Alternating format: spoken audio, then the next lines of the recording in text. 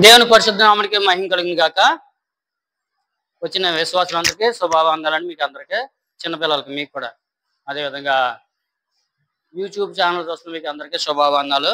ఈ రోజు అయితే మట్ల ఆదివారం అంటే యేసుక్రీస్తు యెరూషలేము వీధులలో తిరిగిన రోజు.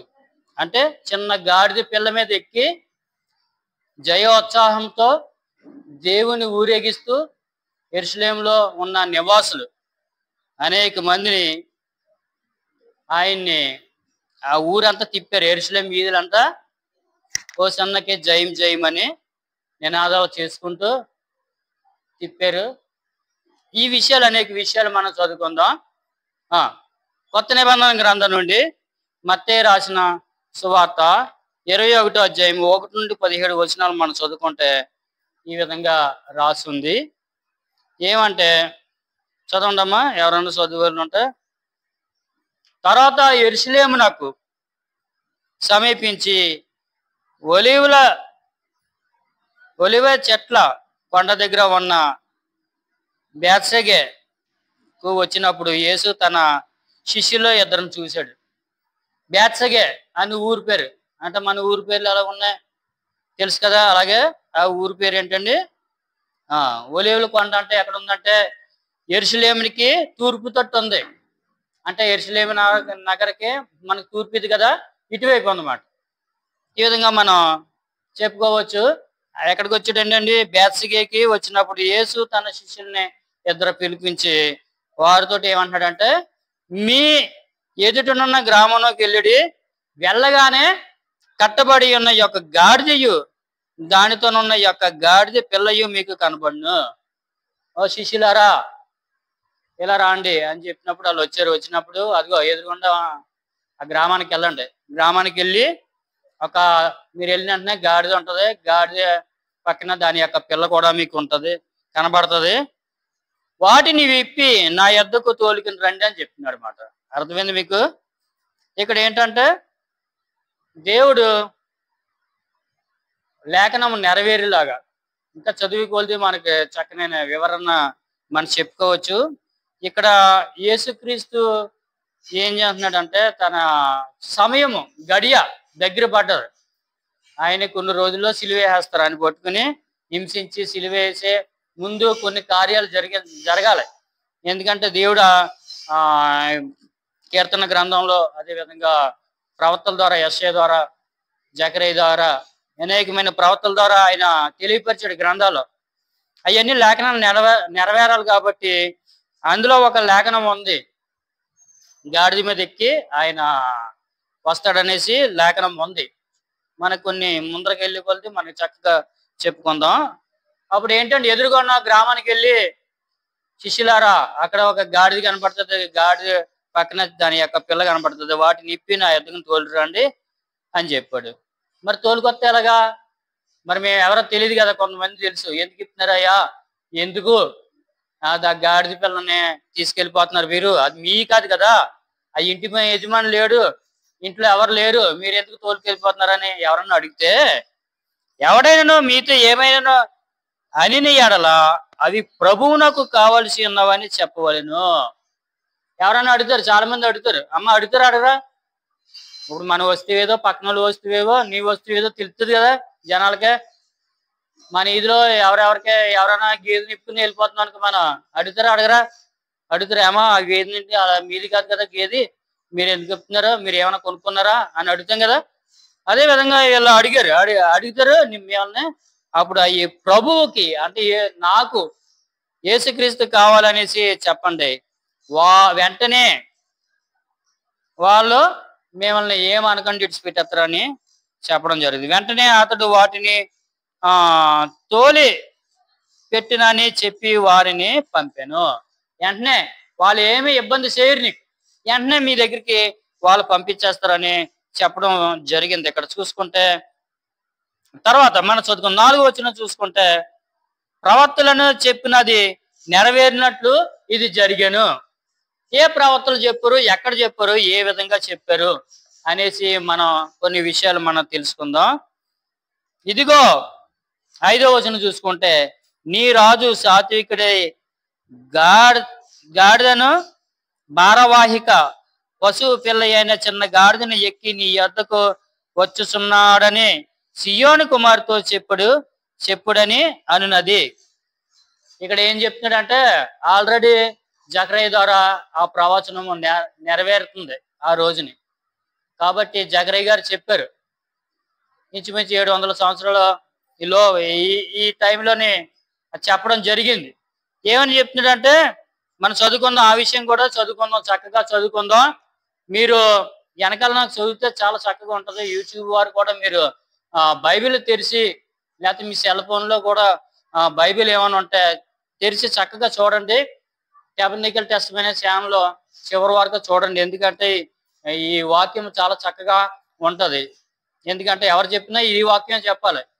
అంటే చెప్పే విధానంలో తేడా ఉండొచ్చు, కానీ వాక్యం ఒకటే. కాబట్టి ప్రతి ఒక్కరు గమనించి మీరు చక్కగా వినవలసిందిగా ప్రభుపేట మనవి చేస్తున్నాను. అదేవిధంగా మీరు మా ఛానల్లో సబ్స్క్రైబ్ చేసుకోలేకపోతే చేసుకోండి, సబ్స్క్రైబ్ చేసుకోండి, అనేక మందికి షేర్ చేయండి, కామెంట్ చేయండి, బెల్ ఐకాన్ మీద క్లిక్ చేయండి. చక్కగా మీకు అన్ని ప్రోగ్రాంలు మీకు వస్తాయి. కాబట్టి ప్రతి ఒక్కరు గమనించవలసిందిగా ప్రభుపేట మనం చేస్తున్నాం. ప్రవక్తలు ఏం చెప్పారండి? ఇదిగో నీ రాజు సాత్వికుడే, గాడిదను భారవాహిక పశువు పిల్ల అయిన చిన్న గాడిదను ఎక్కి నీ యొద్దకు వచ్చుచున్నాడని సియోను కుమార్తో చెప్పుడు అన్నాడు. సియోను కుమార్ అంటే యెరూషలేము నగరం. అమ్మా, సియోను కుమార్ అంటే యెరూషలేము నగరము. షాలెం, యెరూషలేము అంటే రొట్టెలు కలిగిన ఇల్లు అనేసి దానికి అర్థం. కాబట్టి జకరయ్య గ్రంథం చూడండి. జకరయ్య రాసిన గ్రంథం నుండి 9వ అధ్యాయం 9వ వచనం మనం చూసుకుంటే చక్కనైన మాట మనకు ఉంది. గట్టిగా చదవాలి. మీరు చదివితే నేను చెప్పగలుగుతాను. కాబట్టి చదవలసిందిగా ప్రభుపేట మనం చేస్తున్నాం. జకరయ్య రాసిన గ్రంథం 9వ అధ్యాయం 9వ వచనం. సియోను నివాసులారా బహుగా సంతోషించుడి, యెరూషలేము నివాసులారా ఉల్లాసంగా ఉండుడి. నీ రాజు నీతిపరుడును రక్షణ గలవాడును దీనుడై గాడిద పిల్లను ఎక్కి నీ వద్దకు వచ్చుతున్నాడు అని జకరయ్య కనీసం ఒక 700 సంవత్సరాల క్రితము ఈ ప్రవచనం చెప్పడం జరిగింది. కాబట్టి ఆ ప్రవచనం నెరవేరాలంటే దేవుడి కార్యం చెయ్యాలి. అందుకే ఏం చేశాడంటే, దేవుడు ఆ వాక్యాన్ని నెరవేరేటట్లు ఏం చేశాడంటే, దేవుడు తన యొక్క శిష్యులను పంపి పలాని వీధికి ఊరెళ్ళండి. అక్కడికి వెళ్ళిన తర్వాత గ్రామంకి వెళ్ళిన తర్వాత అక్కడ ఒక గాడిద ఉంటది. దాని పక్కన దాని పిల్ల ఉంటది. దాన్ని తీసుకురండి అని చెప్పాడు. ఎవరైనా మిమ్మల్ని అడిగితే ఇది యేసు ప్రభు గారికి కావాలనేసి చెప్పండి అనేసి చెప్పడం జరిగింది. కాబట్టి వారు ఏం చేస్తున్నారంటే, ఆ గాడిద పిల్ల ఇప్పుచుండగా వాళ్ళు అడిగారు, ఏమయ్యా అది మీది కాదు కదా, నువ్వెందుకు ఇప్పుచున్నావు? ఆ పిల్లలు మీ కాదు కదా అని చెప్పినప్పుడు, ఇది యేసు ప్రభు గారికి కావాలి, యేసు ప్రభు గారు తీసుకురమ్మారు అని చెప్పిన వెంటనే ఇంకేం తొడి చేయకుండా తీసుకెళ్ళండి అనేసి ఆ యజమాని లేకపోతే అక్కడ కూర్చున్న వారు వాళ్ళకి చెప్పడం జరిగింది. వాళ్ళు ఏం చేశారంటే ఆ గాడిద పిల్లని ఆయన యొద్దకు తీసుకొచ్చారు. చూడండి ఇక్కడ చూసుకుంటే జన సమూహాలు అనేకులు తమ బట్టలు దారి పొడిగిన పరిచరి. యేసు ప్రభు గారు గాడిద పిల్ల ఎక్కి ఊరేగి వస్తున్నాడు. ఈదంటూ వచ్చిన వెంటనే ఇది చూసి ఏం చేశారంటే, పిల్లలు ఉన్నారు కదా, మిగతా వాళ్ళు ఉన్నారు కదా, ఆ గ్రామస్తులందరూ, ఆ వీధిలో ఉన్న వారందరూ ఏం చేశారండి, అనేకులు తమ బట్టలు దారి పొడిగిన పరిచరి, దేవుని గణపరిచారు. కొందరు చెట్టు కొమ్మలు నరికి దారి పొడిగిన పరిచరు. ఇంకా కొంతమంది అయితే ఎక్కడెక్కడ పొలాల నుండి ఉన్నవారు, లేకపోతే ఎక్కడెక్కడి నుండి వచ్చిన వాళ్ళు, పై ఊరు నుండి వచ్చిన వాళ్ళు ఏం చేయలేదు తెలక ఆ బట్టలన్నీ వేస్తున్నారు. ఎలా అందరూ బట్టలు వేద్దామంటే ఏం చేయలేదు తెలక ఏం చేశారంటే ఆ పక్కన ఉన్న చెట్టు కొమ్మలు అన్ని తెరిచి కోసి, అర్థమైంది మీకు? అక్కడ ఉన్న వాళ్ళు అయితే ఏదో బట్టలు తెచ్చారు. ఆ పక్కన వాళ్ళు ఇవన్నీ జయోత్సాహంగా ఆయన ఊరేగించడం చూసి వాళ్ళకు కూడా సంతోషంగా ఆనందంగా అనిపించి ఏం చేశారంటే, ఆ పక్కన బంధువులు, మిత్రులు, స్నేహితులు, ఊర్లో కొత్తగా వచ్చిన వాళ్ళు వీళ్ళందరూ ఏం చేశారంటే అక్కడ ఉన్న చెట్లు కొమ్మలు అన్ని నరికి ఆయన నడుతుండగా, గాడిద నడుతుండగా ఆ గాడిద కింద నడకూడదు అనేసి ఏం చేశారంటే అండి, ఆ మట్టల్ని ఆ దారి పొడిగిన ఆ చెట్టు కొమ్మల్ని వేశారు. 9 చదువుకుంటే జన సమూహములలో ఆయనకు ముందు ఎల్లుచుండు వారిలో ఆ వెనకల వచ్చుచుండు వారును దావీదు కుమారునికి జయము ప్రభు పేరుతో వచ్చేవాడు స్తుతింపబడిన గాక అని సర్వోన్నతమైన స్థలములలో జయము ఆయన కేకలు వేయుచుండిరి. ఏం చేస్తున్నారంటే మామూలుగా మౌనంగా పోరాటం చేయకుండా మన ఎవరండి ప్రవీణ్ గారు చనిపోయిన తర్వాత మా ఏజెన్సీలో ఉంటుంది కదా, నేను నోరెత్తారంటే బాగోదనేసి చెప్పడం జరిగింది. అక్కడ ఏం చేశారంటే ఒక్కరు కూడా నోరెత్తకుండా ప్లక్అవుట్లు పట్టుకుని నెమ్మదిగా ఎలా వెళ్ళిపోరు అలాగ వచ్చేసారు. ఈ విధంగా చక్కగా ఏంటంటే దాన్ని ఏమంటారు ర్యాలీ చేశారు. మౌనం అంటే ఏంటంటే నోరు ఎత్తకూడదు. అక్కడ ఎత్తకుంటే ఏం చేశారు, ఇలా పట్టుకుని ఏంటంటే ప్రవీణ్ గారు వాళ్ళు ఫ్లెక్స్ పెట్టుకుని చక్కగా వెళ్ళి రావడం జరిగింది. ఈ విధంగా చూసుకుంటే ఇదే విషయం ఎక్కడన్నా జరిగిందా అని చూసుకుంటే 2వ రాజుల గ్రంథము లేఖనాల్లో ఒక విషయం మీకు జ్ఞాపం చేస్తున్నాను. చూడండి, 2వ రాజుల గ్రంథము 9వ అధ్యాయం 13వ వచనంలో ఎలీషా ఏం చేశాడంటే దేవుడి యొక్క ఆజ్ఞలు పొందుకుని తన యొక్క శిష్యుని ఓ బాబు వెళ్ళరా అయ్యా అని చూస్తే వచ్చాడు. వచ్చిన వెంటనే నువ్వు యోహ దగ్గరికి వెళ్ళు, యోహు అనేసి అతని దగ్గర యుద్ధ వీరుడు, అతని దగ్గరికి వెళ్ళి అతను పక్క పిలిచి జాగ్రత్తగా ఆలకించండి. సింపుల్ గా చెప్పేస్తున్నాను, అవన్నీ చదువు అంటే మళ్ళా చాలా టైం పడుతుంది. కాబట్టి నువ్వు అతని దగ్గరికి వెళ్ళి ఆ పక్క పిలిచి నీతో చిన్న మాట మాట్లాడాలని చెప్పు అని వెంటనే అనేక మంది ఆలకిస్తారు, కానీ ఇది దేవుడు మాట అని అడిగినప్పుడు అతను ఏం చేశాడంటే తైలపు బుడ్డు పట్టుకుని బుజ్జ పెట్టుకుని వెళ్తున్నాడు. వెళ్ళిన వెంటనే అనేక మంది సైనికులు ఉన్నారు, అందరూ ఉన్నారు, యోహ కూడా అక్కడ ఉన్నాడు. ఉన్నప్పుడు ఏవయ్యా ఎలాగొచ్చేవేంటి, ఏంటి సంగతి అని వెంటనే యోహు మీరే కదా అంటే నేనే అన్నాడు. అయితే ఒకసారి మీతోటి మాట్లాడాలి, లోపల రండి అని వెంటనే ఒక గదిలోకి తీసుకెళ్ళాడు. గదిలోకి తీసుకెళ్ళిన వెంటనే బయట అందరిని ఉండమన్నా తైలపు బుడ్డి తీసుకుని వెంటనే తల మీద నూనె పోసాడు.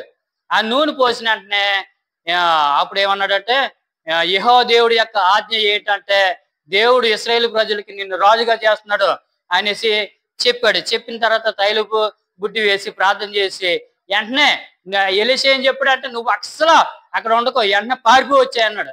అని అంటున్నాడు. ఏం చేశాడంటే వేసిన వెంటనే అతను టకటకటకని పారిపోయిన వెంటనే ఈ సైనికులకి యెహోవా దేవుడా నన్ను ఒక రాజు కింద అభిషేకము చేయమని చెప్పాడంట. వాళ్ళు వచ్చి ఎలీషా గారు తన యొక్క శిష్యుని పంపించి నన్ను రాజుగా ఇశ్రాయేలు ప్రజలను ఏలడానికి రాజుగా నన్ను నియమించాడంటే అక్కడ ఏం చేశారంటే ఇప్పుడు చదవండి 9వ అధ్యాయం 13 వచ్చిన మనం చదువుకుంటే చక్కనైన మాట మనకి రాసి ఉంది. అంతటా వారు అతి వేగరముగా తమ వస్త్రములను పట్టుకుని అతన్ని కింద పరిచి మెట్ల కింద బాగా ఊదించి యాహూ రాజై ఉన్నాడనేసి చాటించిరి. చూసా దేవుడి యొక్క ఆజ్ఞ బట్టి అప్పటికప్పుడు అలాగా ఏంటి ఏమీ లేదు, సింపుల్ గా యోహ ఏం చెప్పాడంటే సింపుల్ గా చెప్పాడు. యోహ ఏం చెప్పాడని సింపుల్ గా చెప్పాడు. ఏంటంటే అబ్బాయి ఏమీ లేదంట, ఆయన ఏంటంటే నన్ను ఇశ్రాయేలు ప్రజలకి రాజుగా నన్ను చేసేటంటనే వెంటనే ఏం చేశారండి, మెట్ల కింద వెంటనే ఏం చేశారండి, వస్త్రాలు పట్టుకుని పరిచేసి మెట్లు కింద అతని క్రింద పరిచి బాగా ఊదారు. రాజు పట్టాభిషేకం చేసినప్పుడు బాగా ఊదుతారు. బాగా ఊదినప్పుడు అదేంటంటే అభిషేకం చేసినట్టు మాట, అర్థమైందా? అంటే ఒక రాజ్యం మీద ఒక వ్యక్తి రాజు అవ్వడనేసి దానికి సూచన ఉంటది. చూడండి, ఇంకా బాకానాదం ఊదారు. ఎందుకంటే ఈ వాక్యం ఎందుకు చెప్తున్నానంటే ఒక రాజు వచ్చాడంటే అతన్ని అంటే దానికి మీకు అర్థమైంది కదా, ఒక రాజు. ఈయన ఎవరు?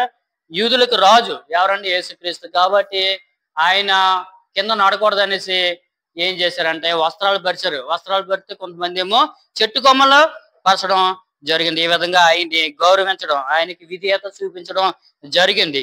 ఇక్కడ ఏమంటున్నారంటే జయం అంటే హోసన్నా. హెబ్రీ భాషలో ఏంటంటే జయం అంటే హోసన్నా అనే అర్థం ఉంది. హోసన్నా అనడానికే హెబ్రీ భాష ప్రథం ఏంటంటే హోసన్నా. హోసన్నా అంటే తెలుగులో దానికి అర్థం జయము అనేసి దానికి అర్థం. కాబట్టి ప్రతి ఒక్కరు గమనించవలసిందిగా ప్రభుపేట మనం చేస్తున్నాం. ఇక్కడ చూసుకుంటే చక్కగా చదవండమ్మా. 9వ వచనం మత్తయి సువార్త 21:9 మనం 21:9 జన సమూహంలో ఆయనకు ముందు వెళ్ళుచున్న వారును వెనక వచ్చు చుండి వారును దావీదు కుమారునికి జయము, ప్రభు పేరట వచ్చి వాడు స్తుతింపబడును గాక, సర్వోన్నత స్థలములలో జయము అని కేకలో వేయడం జరిగింది. ఇక్కడ చూసుకుంటే తర్వాత ఆయన యెరూషలేములోకి వచ్చినప్పుడు పట్టణమంతయు ఈయన ఎవరో అని ఇక్కడ విషయము చాలా మీరు ఒక విషయం తెలుసుకోవాలి. నేను కోమరపాలెంలో తెలుసు, అంతే కదా, కొత్తపల్లిలో తెలుసు. నేను వెళ్ళి ఈ రామారులోనే నన్ను జయం జయం అంటారంటే ఎవరన్నా ఏదో ఊరు వెళ్ళిపోయినా, ఏ ఊరోడు రెడు మన ఊరోడు కాదు కదా అంటారా అనరా? ఇది ఏ ఊరోడు అంటే అప్పుడు కొంతమంది ఏమంటారు కోమరపాలెం వాళ్ళు రెడు. కొంతమంది తెలుస్తుంది కదా, నేను ఎంత ఊరు వెళ్ళినా నాకు ఎవడో స్నేహితుడు ఉంటాడు, లేకపోతే నన్ను చూసిన వాడు ఉంటాడు. కాబట్టి ఆడంటే కోమరపాలెం బాబు అతను పాస్టర్ గారు అతను అనేసి చెప్పడం జరుగుతుంది. అదే విధంగా ఇక్కడ చూసుకుంటే ఏంటంటే ఆ జయోత్సవాలు అనేటి జరిగినప్పుడు యెరూషలేములో వచ్చినప్పుడు పట్టణం అంతయు ఈయన ఎవరో అని కలవరపడ్డారు. ఎందుకంటే యెరూషలేములోనే పుట్టాడు, దావీదు సంతానంలో పుట్టాడు, దావీదు గృహంలోనే పుట్టాడు, కానీ ఆయన అక్కడ పెరగలేదు. ఎందుకంటే ఆయన నజరేతులో పెరిగాడు, అంటే వేరే ఊర్లో పెరిగాడు. కాబట్టి యేసుక్రీస్తు కొందరికే తెలుసు ఆయన. ఎందుకంటే యెరూషలేములో అనేకమైన కార్యాలు ఆయన జరిగించలేదు, కాబట్టి ఆయన గురించి ఎవరికే తెలియదు. ఎందుకంటే యెరూషలేములో ఆయన వెళ్ళడం తక్కువ, ఎప్పుడు పండగలకే లేకపోతే ఏదో చిన్న చిన్న పనులు ఉంటే వాటికి వెళ్ళేవాడు ఆయన. కానీ యెరూషలేములో ఎక్కువ ఆయన సువార్త పరిచర్య చెయ్యలేదు. మీరు అర్థం చేసుకోవాలి, ప్రభునందు ప్రియ విశ్వాసులారా, మీరు అందరూ అర్థం చేసుకోవాలి. యెరూషలేములో ఆయన ఎక్కువ సువార్త పరిచర్య చేయలేదు, స్వస్థత చేయలేదు, కొద్దిగా అక్కడక్కడ చేసాడు. కాబట్టి ఆయన ఎవరో కొంతమందికి తెలుసు కానీ కొంతమందికి తెలియదు. 11 చదువుకుంటే జన సమూహము ఈయన గలిలయలోని నజరేతు వాడగు ప్రవక్తని యేసు అని చెప్పిరి. అక్కడ అనుకుంటారు కదా ఆయన ఎవరా అంటే అతను రా, ఆయన పాస్టర్ గారు రా, ఆయన అదే ఎక్కడ ఏ ఊరు అంటే గల్లియలో తిరిగాడు కదా యేసు. వడ్రంగా ఆయన బిడ్డ మరియమ్మ గారు వాళ్ళ అబ్బాయి అక్కడక్కడ అద్భుత కార్యాలు అవన్నీ చేస్తాడు కదా, కానా వివాహంలోనే అవన్నీ చేశాడు కదా, ఆయనే అంటే అతను అనేసి అనుకుంటున్నారు అన్నమాట. ఇక్కడ తర్వాత చూసుకుంటే 12 చూడండి, ఏం చేశాడు? దేవుడికి చాలా కోపం వచ్చింది. దేవుడికి కోపం రాదా? దేవుడు ఎవరో? యేసుక్రీస్తు తండ్రి అయిన దేవుని యొక్క కుమారుడు, శరీరధారి అయిన యేసుక్రీస్తు తండ్రి ఉన్నాడు, అనువాడును ఉన్నవాడునైన దేవుడు ఉన్నాడు. ఆయన నుండి వచ్చిన వాడే యేసుక్రీస్తు. ఇద్దరు ఒకటే. ఈయన శరీరం ఏర్పరచుకున్నాడు, ఆయనేమో ఉన్న దేవుడు. ఆయన పేరు లేదు ఆయనకి.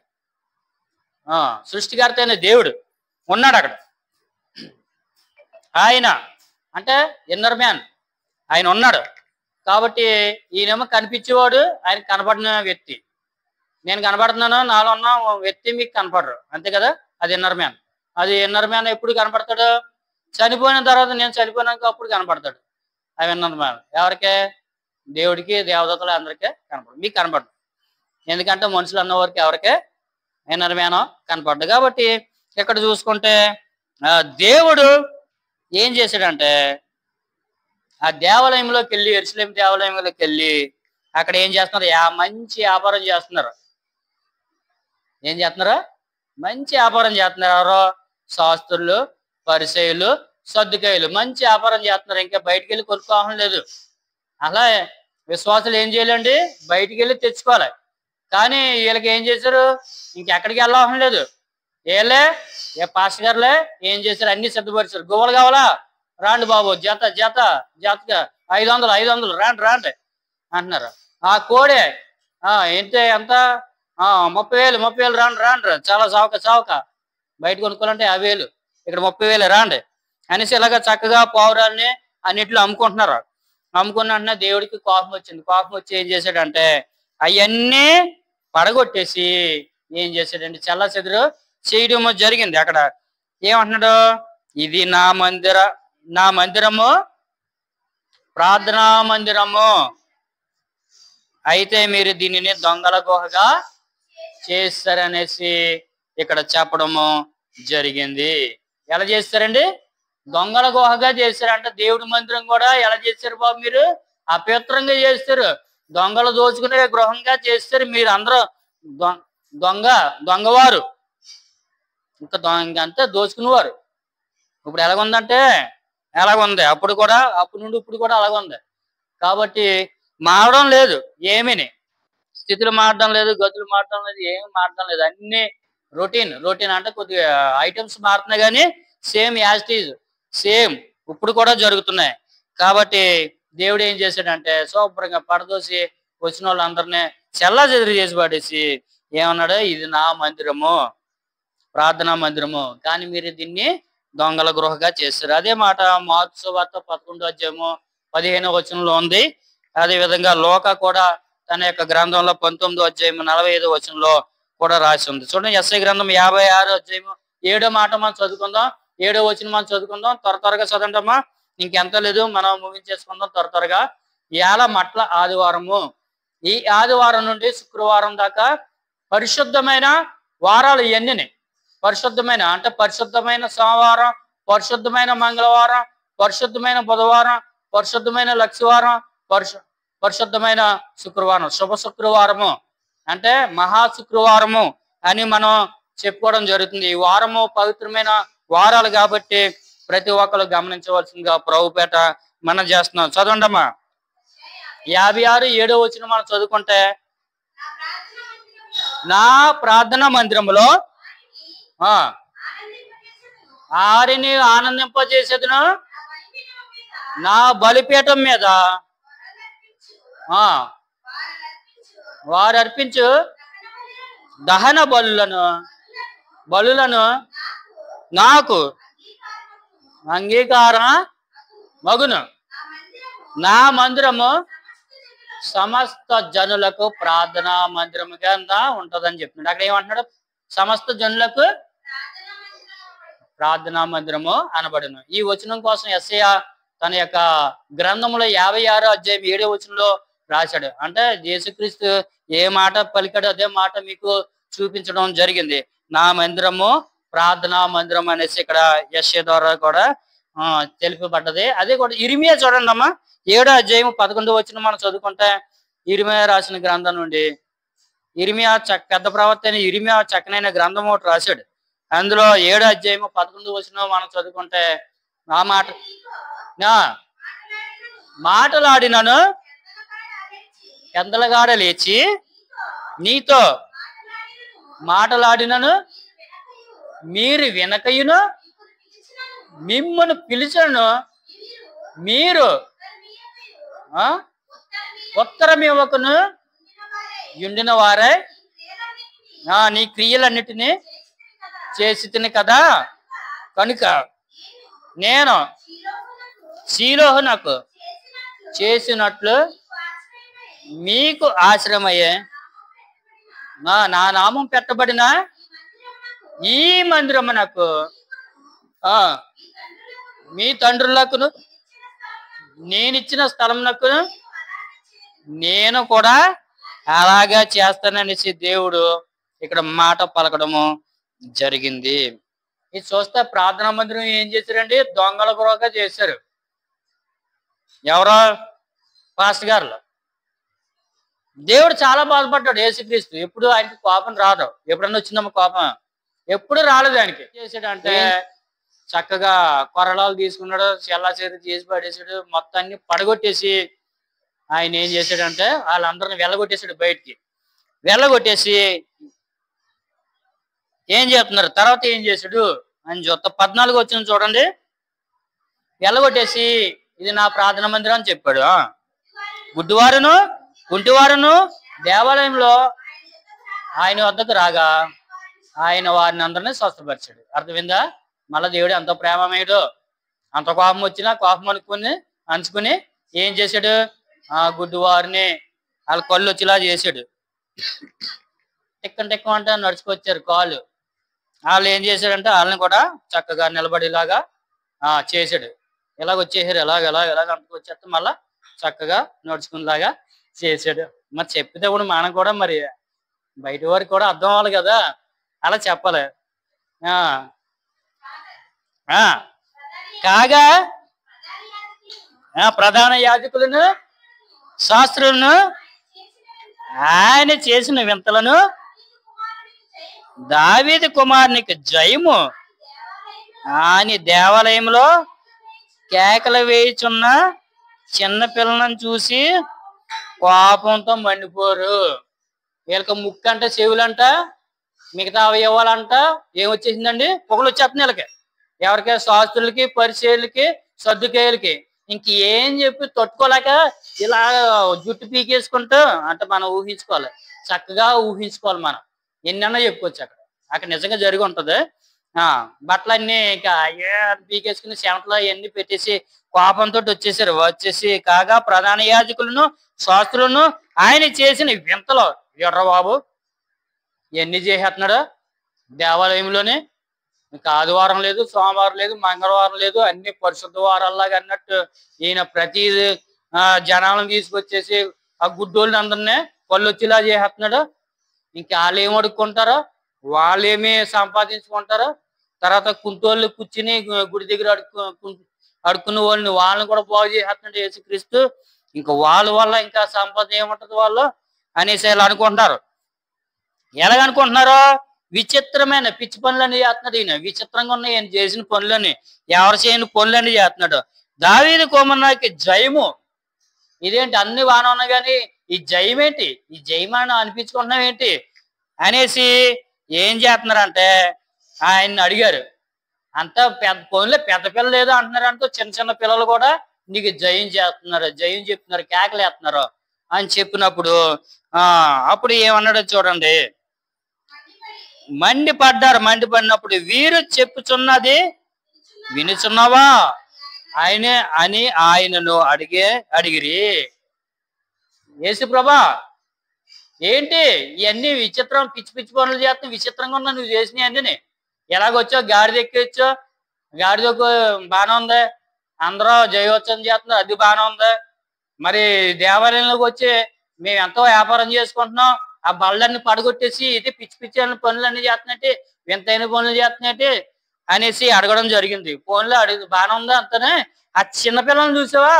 వాళ్ళు కూడా నీకు జయోత్సాహం చేస్తున్నారు, అసలు స్తోత్రం స్తుతిస్తున్నారు, ఏంటిది అని అన్నప్పుడు అప్పుడు ఏమన్నాడు చెప్పండి చూడండి.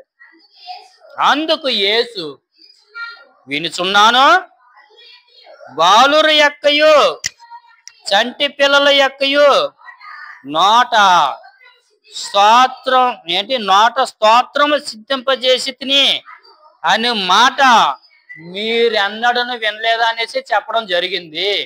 ఏంటి మీరు బైబిల్ గ్రంథం చదువుతున్నారు శాస్త్రులారా? మీకు మరుగైనది ఏమీ లేదు. కీర్తన గ్రంథం చదువుతున్నారు, సామెతల గ్రంథం చదువుతున్నారు, ప్రసంగం చదువుతున్నారు, అన్ని చదువుతున్నారు గ్రంథాలు, ప్రవక్తలు రాసిన గ్రంథాలన్నీ చదువుతున్నారు, 5 గ్రంథాలు చదువుతున్నారు, కాండాలు. ఏంటి మీకు బోధపడలేదా? మర్చిపోరా ఏంటి? మీకు జ్ఞాపం లేదా? అయితే చదవండి, కీర్తన రాసిన గ్రంథం 8వ అధ్యాయం 2వ వచనం చదవండి అనేసి దేవుడు చెప్తున్నాడు, మీకు జ్ఞాపం చేస్తున్నాడు. ప్రియా విశ్వాసులారా, దేవుడు చాలా ఆయన మాట తప్పని దేవుడు. ఒక్క సున్న గాని పొల్లు గాని ఆయన గ్రంథం నుండి తొలగిపోదాం. శత్రువులను పగ తీర్చుకొని వారిని నీ విరోధులను బట్టి బాలురి యొక్కయు చంటి పిల్లల యొక్కయు స్తుతుల మూలమున నీవు స్థాపించి ఉన్నావు అనేసి చెప్పడం జరుగుతుంది. ఏం చెప్తున్నాడమ్మా చక్కగా ఇక్కడ నేను కూడా ఒకసారి చదువుతాను. నాలుగు చదువుతుంటే నాకు చదవాలనిపించింది. 8వ అధ్యాయము. శత్రువులను పగ తీర్చుకొని వారిని మాన్పివేయుటకే. ఎంత శత్రువు వచ్చినా నువ్వు మిత్రుల కింద చేసేయగలవు. దేవుడికి అసాధ్యమైనది ఏమీ లేదు. నీ విరోధులను బట్టి బాలురు యొక్కయు చంటి పిల్లల యొక్క స్తుతుల మూలమున నీవు ఒక దుర్గమును స్థాపించి విన్నావు అనేసి చెప్పడం. ఈ వాక్యము మీరు ఎప్పుడు చదవలేదా? శాస్త్రులారా, పరిచయులారా, సద్దుకాయలారా, మీరు వాక్యాలు చదువుతున్నారు కానీ ఇలాంటి నేను చేసిన పనులంటే బట్టి మీకు పొగలు వచ్చేసి మీరు వాక్యాలు మర్చిపోతున్నారు. ఒకసారి వాక్యం జ్ఞాపకం చేసుకోండి. విడిచి పట్టణం నుండి బయలుదేరి బేతనీయకు వెళ్ళి అక్కడ బస చేసాను. అప్పుడు దాకా భోజనం చేయలేదు. బేతనీ అంటే యెరూషలేము యొక్క ఇది ఎక్కడ ఉందంటే ఆ ఒలివుల కొండ చివరిని ఎక్కిన తర్వాత, కొండ ఎక్కేస్తాం కదా చివరికి, అక్కడికి ఎక్కిన తర్వాత తూర్పు వైపుగా దిగితే యెరూషలేముకి 3 కిలోమీటర్ల దూరంలో ఉందంట. అర్థమైంది మీకు? ఈ విధంగా ప్రతి స్థలము మనం తెలుసుకోవాలి. అంటే ఎన్ని కిలోమీటర్లు ఉంది? అక్కడ నుండి 3 కిలోమీటర్ల దగ్గరగా నడుచుకుని ఇక్కడ నుండి ఎంత దూరం? రాయవరం దూరం నడుచుకుని వెళ్ళి అక్కడ ఏం చేసాడు? భోజనం చేశాడంట యేసుప్రభు గారు. మీకు అర్థమైందా? అక్కడ ఏం జరిగిందంటే ఈ సియోను కుమారి యెరూషలేము పట్టణంలో దేవుడు గాడిద మీద, భారవాహిక గాడిద మీద కూర్చుని ఊరేగించడం జరిగింది. ఆయన యొక్క శిష్యులు 2 అంటే గాడిద తల్లి గాడిద, పిల్ల గాడిదని 2 తీసుకొచ్చారు. దేవుడు ఏం చేశాడంటే ఎవరు ఎక్కడి గాడిద అమ్మా, ఏ గాడిద ఎవరు ఎక్కడిని గాడిద ఎక్కాడు ఆయన. దేవుడు ఏ గాడిద ఎక్కాడు? చిన్నపిల్ల ఎవరు ఎక్కని గాడిద పిల్ల మీద ఎక్కి ఆయన జయోత్సాహంతో యెరూషలేము వీధిలో తిరిగాడట. ఇక్కడ చక్కగా ఒక పాస్టర్ గారు చెప్పడం నేను విన్నాను. మాట్లాడకండి ఎవరన్నా. ఒక మెసేజ్ విన్నాను. ఆ మెసేజ్లు ఏంటంటే గుర్రం మీద వస్తే యుద్ధానికి వచ్చినట్టు. అమ్మా జాతకాలకి వేస్తున్నారా? గుర్రం మీద వస్తే నేను మీ రాజ్యం మీదకి దండెత్తడానికి వస్తాను అనేసి ఆనవాయితండి. అదే గాడిద మీద ఎక్కువ వస్తే నేను శాంతికరంగా వస్తున్నాను, శాంతిని స్థాపించడానికి, నేను మామూలుగా మిమ్మల్ని దర్శించడానికి వస్తున్నాను అనేసి అన్నమాట. అంటే గాడిద పిల్ల ఎక్కువ రావడానికి ఎందుకంటే దేవుడు నేను శాంతిని స్థాపించడానికి వచ్చాను కానీ దేవుడు ఏం చేశాడంటే పగను సాధించడం రాలేదు కదా మనకి. మన దేవుడు ఎందుకు వచ్చాడు ఈ లోకానికి? మన శాంతిని ఏర్పరచడానికి వచ్చాడు. ప్రయాసపడి భారం వహించున్న సమస్త ప్రజలారా నా యొద్దకు రండి, మీకు విశ్రాంతిని కలగజేస్తానన్నాడు. దేవుడు మనకి విశ్రాంతి కలగజేసే దేవుడు కాబట్టి. ఎందుకంటే మనం పాపం చేసి మన దారి తప్పి ఉన్నాం. దేవుని యొక్క రాజ్యంలో వెళ్ళడానికి మనకి పాపం అడ్డుగా ఉంది. ఆ పాపాన్ని కల్వరి శిలువపై దేవుడు ఏం ఛేదించాడు. ఛేదించిన వెంటనే దేవాలయంలో ఉన్న తెర 2గా చీరిపోయింది. అంటే అతి పరిశుద్ధ స్థలంలో కూడా మనం చక్కగా వెళ్ళిపోవచ్చు. బూట్లతో వెళ్ళిపోవచ్చు, జోళ్ళతోటి వెళ్ళిపోవచ్చు, దేనితోటన్నా మనం వెళ్ళిపోవచ్చు. ఎలాగా పేడ రాసుకున్నా మనం వెళ్ళిపోవచ్చు ఎలాగా పరిశుద్ధ స్థలంకి. కాబట్టి మనం ఇప్పుడు ఏంటంటే చాలా మంది చక్కగా చూడండి ఆ జోళ్ళు కూడా షూ ఇప్పరు. ఎందుకంటే ఆ షూ చాలా పరిశుద్ధమైన షూ తోటి పెద్ద పెద్ద బిషప్లు ఏం చేస్తారంటే షూ తోటి కూడా పైకి వచ్చేస్తారు. ఎందుకంటే దేవుడు అవన్నీ ఇడిచిపెట్టాడు. పోలే అన్ని దేవుడు కాంప్రమైజ్ అవుతున్నాడు కానీ ప్రజలు అంత మాత్రమా కాంప్రమైజ్ అవుతలేదు. అప్పుడు సంవత్సరానికి ఒకసారి యాజకులు అతి పరిశుద్ధ స్థలంలోకి వెళ్ళాలి. ఏ షూ కాదు కదా, ఆడు అపవిత్రంగా మనసులో ఏమని అనుకుంటే చచ్చిపోవాడు ఎవరో యాజకుడు. అలాంటిది ఇప్పుడు మన షూ వేసుకెళ్ళిపోయినా జోలితోటి మనం వేసుకెళ్ళిపోయినా దేవుడు ఏమంటాడు అలా చూస్తుంటాడు. చేతులు కట్టుకుని జోడు వేసుకురాని పర్వాలేదు నా కుమారుడే కదా అంటాడు. షూ వేసుకొస్తుంటే వేసుకురాని పర్వాలేదు నాకు ప్రభా. దేవదూతలు అడితే ప్రభా పేడతోటి వచ్చేస్తున్నాడు ప్రభా, ఆ గత్తరతోటి వచ్చేస్తున్నాడు ప్రభా అంటే పర్వాలేదు నా కుమారుడే అనేసి అంటాడు మాట దేవుడు. కాబట్టి అందరూ ఇష్టం వచ్చినట్టు సేవకులారా, విశ్వాసులారా చక్కగా గమనించి దేవుడికి ఇచ్చిన ప్రిఫరెన్స్ దేవుడికి ఇస్తే దేవుడు మన ఏం చేస్తాడంటే చక్కగా మన ఉన్నత స్థితికి మన ఎదిగేలాగా చేస్తాడు. సేవ కూడా 2 రకాల సేవలు ఉన్నాయి.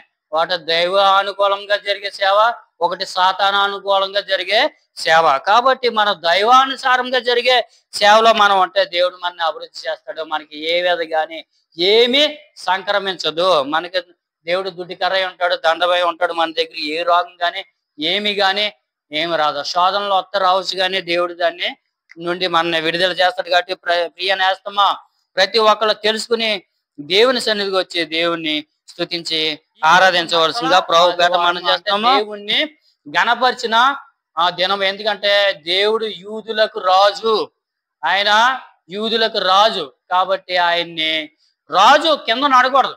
మీకు చెప్పాను కదా, 2 రాజుల గ్రంథం నుండి 9వ అధ్యాయం 13వ వచనంలో మనం చూసాం కదా. యోహానే ఎప్పుడైతే పట్టాభిషేకం అభిషేకం చేశాడో దేవుడు, వెంటనే అతను మెట్లు దిగినప్పుడు ఏం చేశారు? తమ వస్త్రాలని వేశారు. అదే విధంగా యేసు ప్రభు కూడా రాజు అయి ఉన్నాడు కాబట్టి తమ వస్త్రాలను వేశారు. వస్త్రాలు లేని వారు మట్టల్ని నరికి వేయడం జరుగుతుంది. అదే విధంగా ఈ రోజు కూడా పిల్లలు చూడండి, చక్కని పిల్లలు డెకరేషన్ చేసి తీసుకొచ్చారు చూడండి మట్టల్ని. అంటే ఇవాళ మట్టల ఆధారాన్ని తెలపడానికి ఈ రోజు మట్టల్ని తీసుకురావడము జరిగింది. దేవుడు చిన్నపిల్లలను దీవించి ఆశీర్వదించిన గాక. ఈ మాటలో ముగించబడ్డాయి కాబట్టి మీకు అందరికీ శుభావాన్నాలు. దేవుడికి మిమ్మల్ని దీవించి ఆశీర్వదించిన గాక. ఆమేన్.